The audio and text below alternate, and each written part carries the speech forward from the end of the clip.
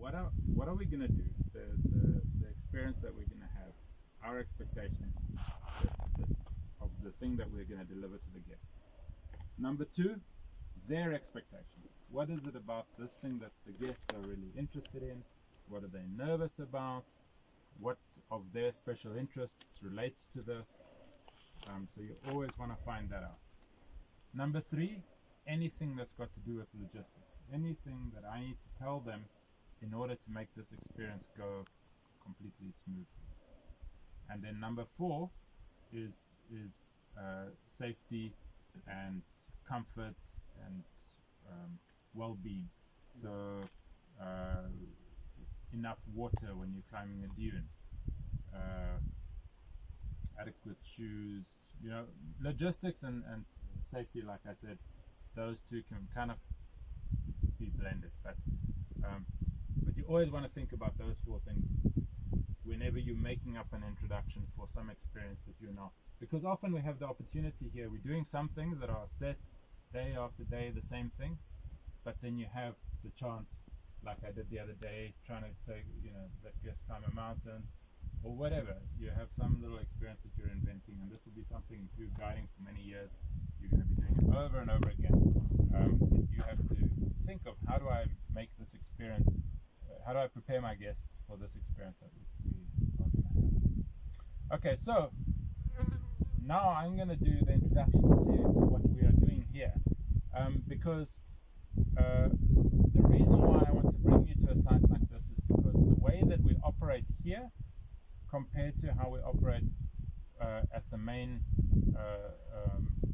sites where we are taking guests, is that this is an area that we're not traversing often, and we want to keep this 100% pristine. At the cave where the rock art is, we will never make that place perfectly pristine. We just have every second day, almost every day, there's guests there. So we can't be worried about, are we stepping on something that's going to be damaged or whatever. That site, we know there's some damage, and we accept that as part of offering that experience. But every other site that we're not visiting regularly, we want to make sure that we keep it pristine. And so I want to bring you up here and to show you a little bit about how I think about that, how we were taught to do it by the archaeologists who were here to help us with this in the early days. And we're a team, so we can discuss it amongst ourselves and see what ideas you have about it. There are actually hundreds and hundreds of sites that you can potentially call an archaeological site on this, almost everywhere. There's stone tools, there's pottery, there's all sorts of things. So there's many places that you potentially can use. Cool. So as we go up to this cave now, what I do want to do is to try, at the base of the caves, we want to keep the ground as pristine as possible. We don't want to dig into it. We don't want to move stone tools, grinding stones, anything like that. We can look at them, we can see what they look like, we can pick it up, but return it exactly to the point where we found it. So in other words, if somebody was to come in and study this site, they can actually use the information of where everything is sitting and believe that that's how it was left by the people who were here.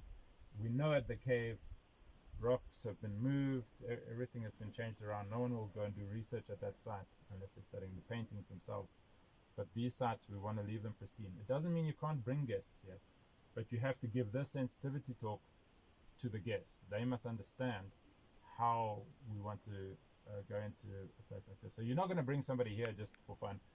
I mean, for fun, yes, but you're going to bring somebody here who you took to the cave and they are just really interested in this and they want to experience more of it. Then you say, okay, I can take you somewhere special. There's more, more of the stuff, and we can go and experience it and as a special activity. But there are extra rules because it's a place we want to keep pristine, and I think that works well. Cool.